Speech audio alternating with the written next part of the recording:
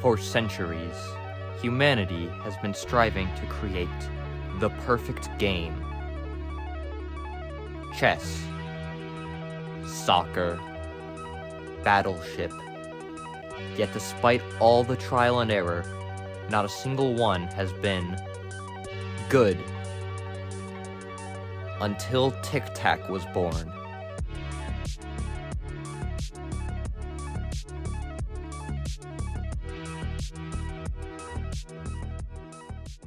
Designed in the year 2015 by philosopher Patrick Starr, the game was intended to simplify the overly complicated and difficult to understand game of tic-tac-toe.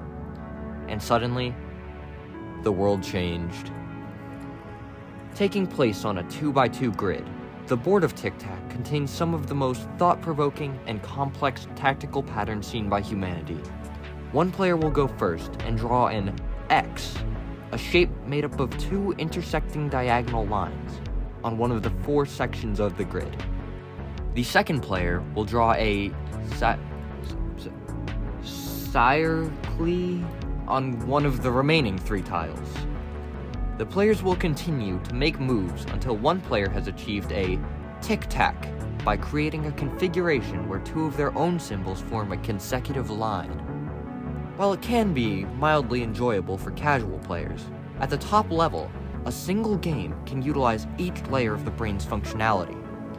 Let's take a look at a sample game played by Grandmaster Squidward Tentacles and International Master Patrick Starr in May of 2027. Tentacles plays the opening move, placing an X on the top right tile. Now, this is an interesting position, since with this move, Tentacles is clearly attempting to play the Sea Bear Gambit, a pattern where the leading player also takes the bottom right square. Starr, no fool himself, of course, understands and immediately spots Tentacles' idea. He takes the square himself, but the brilliancy of the Sea Bear Gambit is that this blocking method blunders a tic-tac through the top left square, which Tentacles plays in the game, leaving no doubt as to why he remained the tic-tac world champion for 7 years. For years after the game's development, it remained quite an obscure piece of artwork. The first tournaments weren't held until 2020, in an otherwise completely boring and uneventful year. Even still, the sport did not become mainstream until 2022, after the rise of Tic Tac YouTubers such as Gotham Tic Tac and Hikaru Tic Tac. The title of world champion was sought after by all, but no one could hold the crown for more than a year.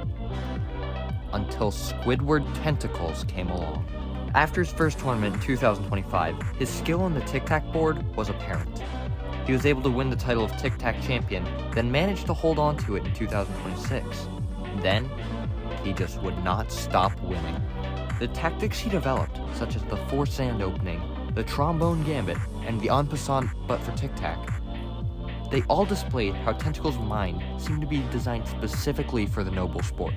For another 6 years, Tentacles won every game, undisputed, no other challenger coming close to his skill. Until, in the fateful year of 2032, Spongebob SquarePants arrived at the scene. He promptly lost, but then Tentacles had an ear infection, which caused him to lose focus and lose a game against fellow Grandmaster Old Man Jenkins. Shortly after, Squidward Tentacles died of sadness, leaving the Tic Tac community in disarray once more. Over the coming decades, the game once again fell into obscurity. Without Tentacles, what even was the point of watching? Many stopped playing out of respect for the fallen legend, and soon, people were forgetting about the game, forgetting about Tentacles, forgetting about fun. And now, once again, humanity is left in despair, with no good games to be played. Though, legend has it, Patrick Starr is working towards the next renaissance in gaming technology with his new project, Tic